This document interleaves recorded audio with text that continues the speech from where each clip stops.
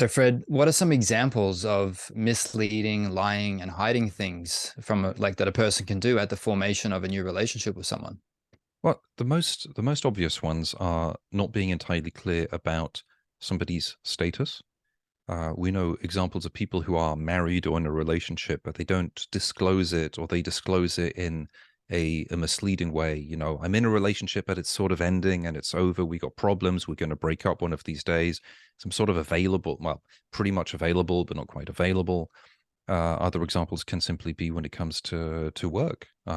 This is my career. I've got all of these clients and so on, but it turns out you don't have the cash flow or you don't have the clients. It can be about lifestyle. It can be about hiding, addictions.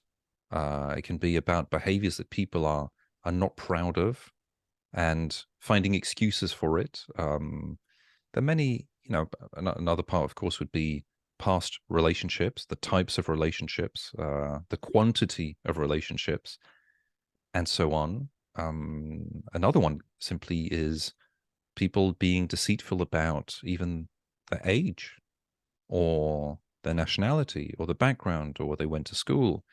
And yeah, the many things where people will Mm. be Health minimizing issues. things. Oh, well, health issues, absolutely. Yeah, Someone with health issues. significant health issues, which I mean, the other person is going to have to, it's going to obviously have an impact on them. And they don't know that they're going to have to deal with it. Exactly. Yeah, And it's a choice where somebody who's got health issues, it doesn't mean the other person runs away, but it sort of means if you get into it knowingly, knowing that you're getting into this, knowing what you're signing up for, and checking you're okay with it, as opposed to having it not being said, in which case you just get scammed. You don't sign up for it, and you have to deal with a problem that you didn't sign up for, that you might not be ready for, you might not be interested in dealing with. It's everyone's right to walk away from someone who's got health issues. It's very different if it occurs as a bad surprise or if it's already there and the other person didn't disclose it to you. That's very different. 100%. And I think with a number of these examples that you gave, that a common, I guess, underlying reason to them hiding it or keeping it a secret or being deceiving about it is simply just desperation or insecurities, where it's like, okay, if I tell this guy or this woman about, my bowel problems or my health issues, they're going to run. And I really like this person and I'm really desperate to make this relationship work because I'm tired of being lonely, even though they may have a pattern of, people running away from them, but they really get to the point where they start to say, okay, like I can't disclose this anymore, so I'm just going to hide it, just purely out of desperation and insecurity. Have That's you seen often, much? Have you seen much of this? yeah, absolutely. It's often the case. I mean, it's sort of understandable. Like you've got past experience where you say something, it backfires, and so you become afraid. But there's a reason why psychotherapists exist. Hmm. If we walk into a relationship being afraid of being honest, being afraid of telling the truth, then we need to see a therapist. It's not, using lies, lying by omission is not a solution to our trust issues. If you've got trust issues, well, we might want to re-examine the previous relationships and be in a good place where we can actually feel comfortable saying, listen, this is my package. It's not perfect. This is what it is. You're not going to have any bad surprises with me. If you value this, then we can talk. If you don't value it, you know what?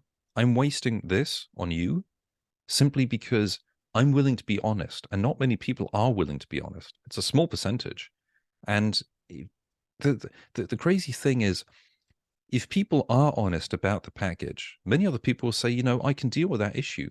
I just don't want surprises. No bad surprises. I want someone I can trust, someone I can respect, someone who respects me, and someone who gives me the choice instead of someone who tries to force me into an outcome by being misleading, because then I get scammed. I mean, then where goes the trust? You know, Exactly, 100%. That you're making such a good point that, like, if the person is just totally upfront and honest about who they are, I mean, these issues are going to be discovered by the other person at some point in the future, whether it's a week, a month, or a year. So what do you gain by hiding it anyway? If the person doesn't want to accept your issues from the very start, it's not the right person for you to get into a relationship with anyway. absolutely. Yeah. And it also requires accepting that people have a choice. We don't have to like it. It also requires accepting that, there's a probability that there is someone out there who will actually value it. but especially choosing what life do we want to lead? Because you can, it's like, as we often talk about narcissism, it's one of the tragic things is you can pretend to be someone else, and you have the possibility that someone might like you temporarily, but you've got the certainty they will never love you for who you are. So you can trick someone into being in a relationship, but you can't have someone who goes, I've knowingly, of all the people in the world, chosen you, despite all of the things that you've mentioned, because I really care about you and we can work it out. So we can choose between the certainty of never having someone who loves us or the possibility of finding someone who's actually okay with the package, and then trying to build something really good and healthy. And, that's not, there's some flaws in what we bring to the table, as everyone brings flaws, and we make the best out of it, as opposed to, it's a bag of bad surprises and we can never actually build something. And there's always a catastrophe emerging, and there's always the fear of being discovered. That's hell on earth. There's the Yeah, that's very certainty of tiring. hell on earth. It's horrible. Yeah, that's tiring to live a fake life like that. And like you're saying, people would much prefer to just know what they're getting into, and for it not to be as amazing and as perfect as, say a grandiose narcissist, someone that really hides their flaws and all their problems. People would prefer to have the lesser of the two, but just for it to be real, so that they at least can, like you said, connect to the real person with their flaws, rather than get the amazing, perfect, righteous, grandiose, saint, but it's fake. So you're never actually connecting to the person's essence, and that's a recipe for failure. Yeah, and there's another problem, which is if the person is so amazingly perfect, then why would they be with us? Because we know we're pretty flawed, obviously, because we're human. So then how do we live up to the expectations? There might be one of the skews is the other person pretends to be so perfect, so they're so frustrated we're not as perfect as them. They are fake, we're being real. It's much better to have two authentic people with, whatever flaws they have, but building something better together with honesty than trying to, the alternative is basically trying to LARP around, do live action role play, pretend we're Harry Potter and we're magicians.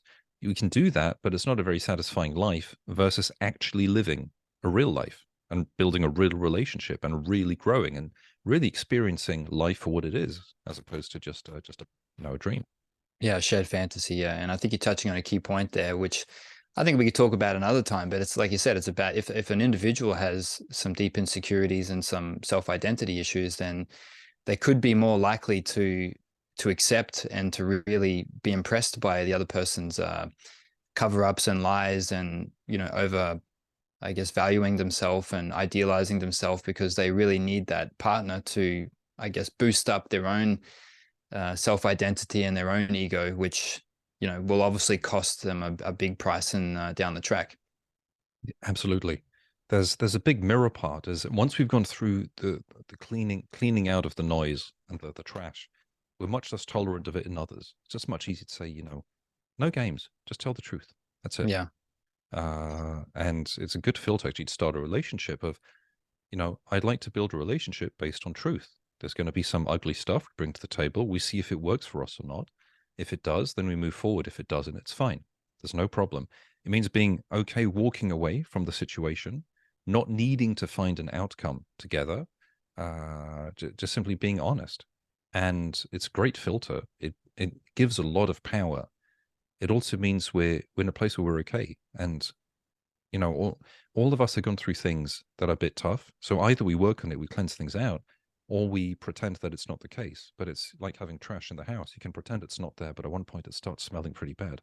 Oh yeah, 100%. And I think that's the key point here, is that the ugly truth is certainly better than the shiny, amazing, fake existence. That's true. And even, with the ugly truth, at one point, it's not really that ugly. It's like, okay, we went through tough times. It's Fine. life. Yeah, exactly. We Life's we ugly. we all had coping mechanisms for tough stuff. Okay, we're probably embarrassed about them. Good. That means we're not going to do it again. Good. We move on. Maybe we've got a bit more empathy for others. Okay, great. That's not too bad. We can work things out and, have a bit more empathy for others and, meet people who also go, yeah, there's stuff I'm not proud of. It was a coping mechanism and I'm in a better place now. Okay, good. Good. It's all okay. It's all okay.